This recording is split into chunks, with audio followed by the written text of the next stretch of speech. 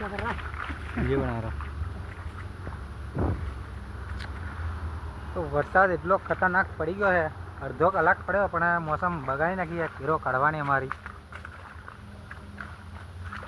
પાણી કરી દીધી છે પેલો હેરતા પણ નહીં પાવતું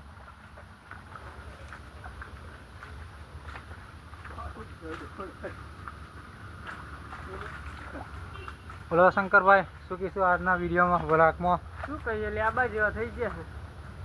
અમારા નાની લૂમો છે રોડે લઈ જવાની બીજું શું કહેવાનું